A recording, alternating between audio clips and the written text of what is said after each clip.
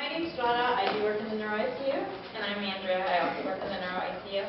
And actually taking care of Megan was one of our greatest honors so far. We've both been in the neuro ICU about 2 years, and she's very unforgettable. So it's a privilege to actually be able to do this presentation on her behalf. So what is a closed head injury? It's actually a blow to the head or a sudden violent motion that causes the brain to knock against the skull. No object actually penetrated Megan's brain, and it can range from mild to severe. And the two manifestations are a primary injury and a secondary injury. So what is the primary injury? It's the initial impact of the head, which directly damages tissue. There are different types of these. There's some focal, coup, counter-coup contusions, subdural hematomas, subarachnoid hemorrhages are just a few, and there's some diffuse closed head injuries, which include concussions and accidental injuries. Megan's injuries are highlighted in red, and these are the ones we're actually going to focus on. So, coup, counter-coup contusions. A contusion, first of all, is bruising of the brain within a focal area. Coup counter is actually caused by a rapid acceleration and then deacceleration of the brain within the skull. So you have to have that closed space to cause the coup counter-coup. The coup is the direct area of impact, and then the counter-coup is the injury at the opposite pole when the brain bounces. And this is what all the neuro and trauma nurses refer to, your brain bouncing and your skull. So this is actually a scan of Megan's coup counter-coup contusions. You can see she had one on the left frontal, and then it bounced, and it caused a contusion on the right cerebellar. So you can imagine that the brain was bouncing.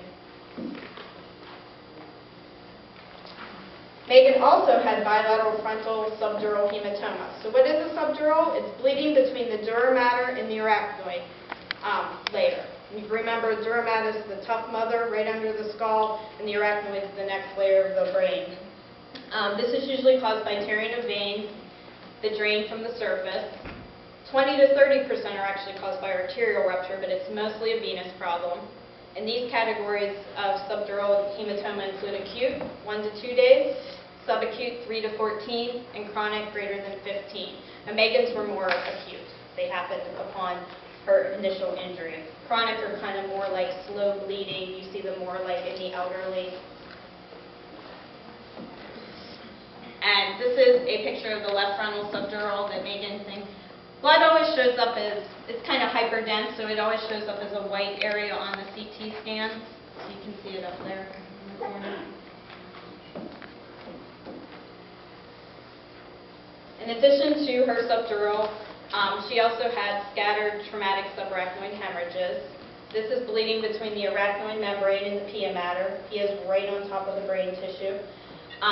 This usually is caused by surface contusions, and it's very different than subarachnoids you hear about when people say they have a ruptured aneurysm. That's actually an outpatching or weakened area in the vessel that then ruptures and causes bleeding. These are actually caused by trauma, and actually traumatic subarachnoid hemorrhages are the most common type of hemorrhages in the subarachnoid. And finally, she also had a left frontal, left parietal, and right cerebellar intercerebral hematomas. This is bleeding into the parenchymal, the tissue area of the brain, that, from contusions or ruptured vessels. It's located below the cortical surface, and usually in the basal ganglia or the white matter.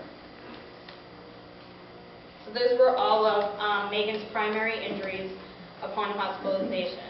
So what do we do for treatment of primary injuries? Well, pre-hospital, this is the time right after the accident. This is when EMS is going to be there. We're concerned with ABCs, airway, breathing, and circulation.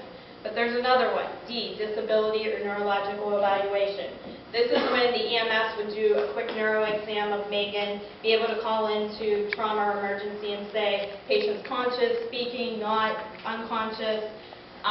They also would secure any of her neck and back injuries to prevent further neurological dysfunctions. Then Megan ended up in emergency and later into trauma. Again, they continue monitoring ABCDs. In addition to that, we could expect for some lab work to be done. We would monitor electrolytes, coagulation panels. We would do a complete blood count, type, and screen. Obviously, you're always worried about bleeding with traumas. We also sometimes worry about her going to surgery like she did, so you would want the type and screen and the complete blood count to make sure you were ready for any type of further evaluations. And diagnostic evaluations we could expect, the computed tomography, CT scan as we all know it as.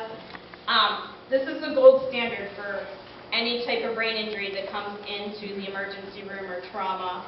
The reasons for that is it's very quick, it's readily accessible, most ERs have them, and finally, it's actually more, compared to an MRI, it shows fresh blood better. And Megan also had x-rays that was to detect for skull fractures, any type of other fractures that she would have had upon her accident. And finally, she was evaluated for surgical intervention, and as we talked about, she did get a decompressive cranium, and Andrea is going to talk about that in a couple of minutes. So beyond her primary injuries, secondary injuries actually occur, and this is actually the damage to the brain after the initial traumatic event. This can result in intracranial and systemic changes, and it can actually lead to ischemia, infarction, and death. Some causes of that intracranial-wise can be intracranial pressure, cerebral edema, seizures. Some systemic causes can be hypotension, hyperthermia, and changes in glucose levels. So, this is our take-home moment for neuroscience nursing. So everybody's listening. Prevention of secondary injury is the primary goal of neuroscience nursing care. Treatment efforts are aimed at intracranial pressure management, maintenance of cerebral perfusion, and reduction of secondary brain insults.